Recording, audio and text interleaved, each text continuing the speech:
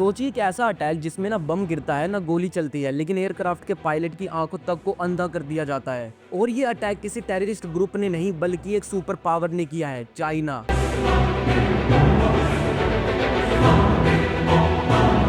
US, Australia, Germany, Philippines सबके military aircraft को China ने सीक्रेटली लेजर वेपन से टारगेट किया। और अब एक्सपर्ट्स ये कह रहे हैं कि अगला नंबर भारत का हो सकता है। गलवान के बाद एलएसी पर टेंशन, इंडो पैसिफिक में इंडिया के राइजिंग रोल और क्वाड का हिस्सा बनना, ये सब चाइना को चुभता है। लेकिन सवाल ये है कि क्या चाइना वाकई में भारत को लेजर अटैक का टारगेट बना सकता है, और अगर हाँ तो इंडिया कितना रेडी है। आज के इस वीडियो में हम आपको ले चलेंगे एक ऐसे अनसीन बैटलफील्ड की तरफ जहां युद्ध दिखता नहीं लेकिन अगर जानलेवा होता है। स्टे विद अस, क्योंकि आगे जो फैक्ट आप सुनने वाले हैं वो शायद आपको सोचने पर मजबूर कर देंगे। जर्मनी ने एक ऐसा इल्जाम लगाया जिसने ग्लोबल लेवल पर टेंशन बढ़ा दी है। जर्मनी का कहना है कि चाइना के एक वॉरशिप ने उनके एयरक्राफ्ट पर लेजर अटैक किया, वो भी तब जब वो एक रूटीन मिशन पर रेड सी में ईयू की एस्पर्टाइज ऑपरेशन का हिस्सा बनकर जा रहा था। ये इंसिडेंट जुलाई के शुरुआत में यमन के कोस्ट के पास हुआ। अटैक का टारगेट था जर्मनी का एक मल्टी सेंसर प्लेटफॉर्म एमएसपी, जो एक फ्लाइंग आइस की तरह काम करता है। इस एयरक्राफ्ट का काम है सर्विलेंस यानी नजर रखना, और ये मिशन काफी इंपॉर्टेंट था इंटरनेशनल शिपिंग रूट्स को हूती मिलिटेंट अटैक से बचाने के लिए।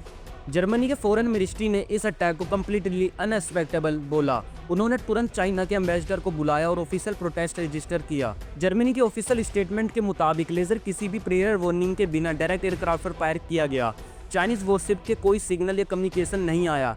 इस वजह से मिशन को तुरंत अबॉर्ट कर दिया गया और एयरक्राफ्ट को सेफली डिजिबूती एयरबेस पर लैंड करा दिया गया। ये भी बताया गया कि चाइनीज वॉरशिप को इस एरिया में पहले भी कई बार देखा जा चुका है, लेकिन इस बार जो अटैक हुआ उसने सिचुएशन को काफी सीरियस बना दिया। जो एमएसपी एयरक्राफ्ट यूज हो रहा था वो एक कम्युनिकल सर्विस प्रोवाइडर के अंडर ऑपरेट हो रहा था, लेकिन उसमें जर्मनी के आर्म फोर्सेस के लोग भी मौजूद थे। अक्टूबर 2024 से ये प्लेटफॉर्म कंटिन्यूसली एस्पर्टाइज मिशन में सर्वेलेंस डाटा प्रोवाइड करता आ रहा है। अटैक के बाद थोड़ा रुकने के बाद अब एमएसपी ड्यूटी पर फिर से वापस शुरू कर दिया गया है।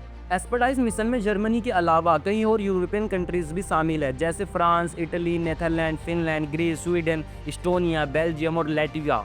ये मिशन फरवरी 2024 से रेड सी में मैरीटाइम सिक्योरिटी और फ्रीडम ऑफ नेविगेशन को इंश्योर करने के लिए चालू किया गया था। ये पहला केस नहीं है जब चाइना पर लेजर अटैक के इल्जाम लगे हो। कई सालों से चीन पर आरोप लगते आ रहे हैं कि उसकी मिलिट्री या पैरामिलिट्री फोर्सेस जानबूझकर दूसरे देशों के एयरक्राफ्ट पर मिलिट्री ग्रेड लेजर का यूज करती है।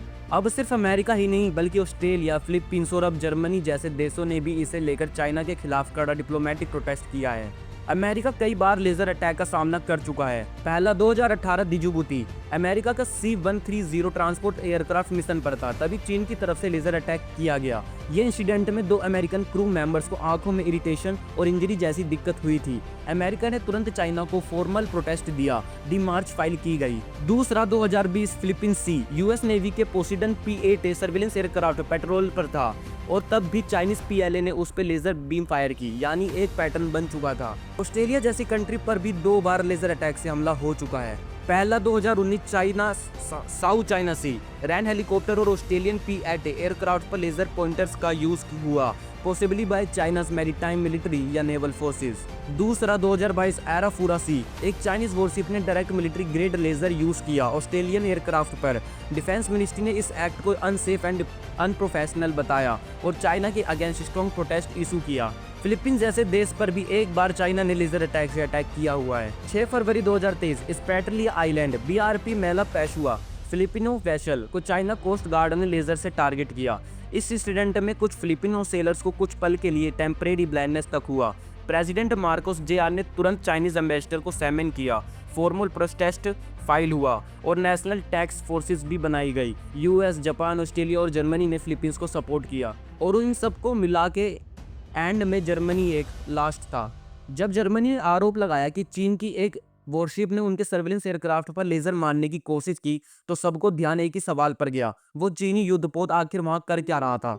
असल में चाइना की वॉरशिप वहां रेड सी में एंटी प्रेसिसिव मिशन पर और अपने कमर्शियल शिप्स को यमन के होती अटैक से प्रोटेस्ट करने के लिए भेजी गई थी। ये वॉरशिप एक तरह से इस कोर्ट ड्यूटी पे थी, मतलब जो चाइनीज कार्गो शिप्स वहां से गुजर रही थी उनको सेफ जोन तक पहुंचाना। रेड सी एक काफी इंपॉर्टेंट ट्रेड रूट है जहां पर मैरिन पैरिशी और मिलिटेंट अटैक्स काफी कॉमन हो गए हैं। इसी वजह से सिर्फ चाइना ही नहीं बल्कि इंडिया और कई और कंट्रीज ने भी अपने नेवी शिप्स वहां डिप्लॉय किए हुए हैं ताकि ग्लोबल ट्रेड सेफ रहे। ये भी एक बड़ा क्वेश्चन है, क्या चाइनीज वॉरशिप को रेड सी में आने की लीगल परमिशन थी? इसका जवाब है हाँ। रेड सी में काफी हिस्सा इंटरनेशनल वाटर्स में आता है, जैसे UNCLOS United Nations Convention on the law of the sea के अंडर इनोसेंट पैसेज के अधिकार दिए गए हैं। यानी अगर कोई वॉरशिप पीसफुली किसी रूट को क्रॉस कर रही है तो उसे एडवांस परमिशन की जरूरत पड़ती है जब तक वो रूल्स फॉलो कर रहा हो।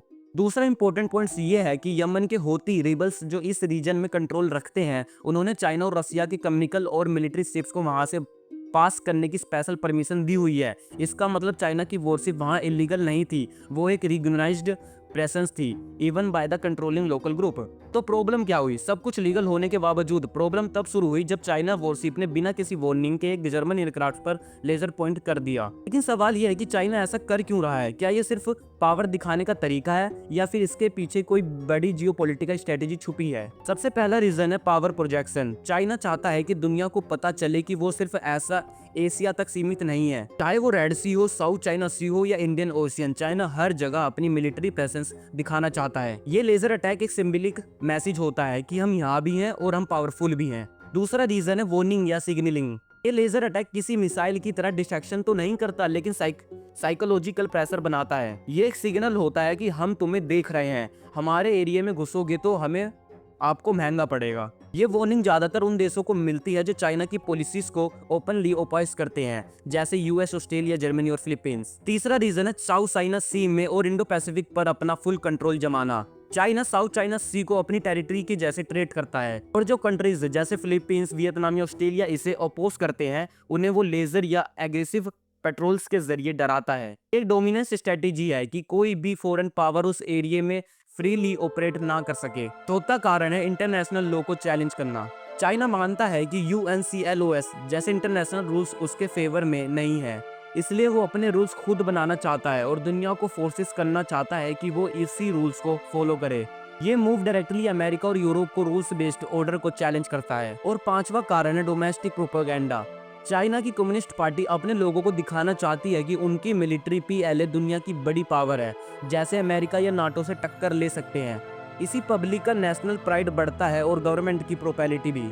तो सवाल ये है कि क्या भारत भी निशाना बन सकता है? शॉर्ट आंसर है हाँ, पॉसिबिलिटी रियल है और इसके कुछ सॉलिड रीजन भी है। रीजन 1, इंडिया का Indo Pacific rule. India quad का एक एक्टिव मेंबर है जिसमें US, जापान, ऑस्ट्रेलिया और इंडिया शामिल है। चाइना इसे एक स्ट्रेटेजिक अलायंस मानता है जो उसके रीजनल इंटरेस्ट के अगेंस्ट जा रहे हैं। इसी वजह से जैसे प्रेशर चाइना ने फिलीपींस और ऑस्ट्रेलिया पर बनाया है वही प्रेशर इंडिया पर भी क्रिएट किया जा सकता है। रीजन 2, बॉर्डर पर तनाव पहले से ही है। 2020 का गलवान वैली कॉन्फ्लिक्ट याद है ना? उसके बाद से इंडिया चाइना के बीच लाइन ऑफ कंट्रोल LAC पर कॉन्स्टेंट मिलिट्री टेंशन बना हुआ है।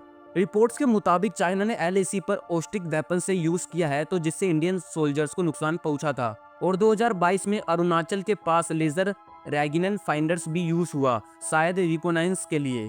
रीजन 3, चाइना लेजर टैक में एडवांस है।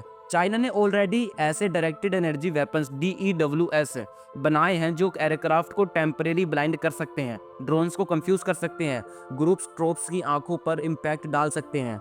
तो अगर इंडिया के एयरक्राफ्ट जैसे P-8A या सुखोई 30 MKI इंडो पैसिफिक में पेट्रोल कर रहे हो तो उस पर लेजर टारगेट किया जा सकता है। रीजन 4, इंडिया भी रेड सी जैसे जोन्स में एक्टिव है। जैसे जर्मनी का एयरक्राफ्ट रेड सी में EU मिशन पर एस्पर्डाइज के अंडर ऑपरेट कर रहा था, वैसे ही इंडिया की नेवी भी गुल्फ ऑफ एडान, रेड सी और IOR में मर्चेंट शिप्स को एस्कॉर्ट करती है।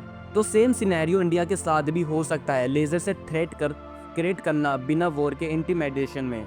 इंडिया भी अब रिएक्टिव नहीं प्रोएक्टिव बन रहा है। DRDO ने 25 kV लेजर गन जैसे DEW सिस्टम पर काम शुरू कर दिया है। 2026 की नेवल कमांडर्स कॉन्फ्रेंस में इलेक्ट्रॉनिक वॉरफेयर और लेजर थ्रेट पर डिटेल्ड डिस्कशन हुआ।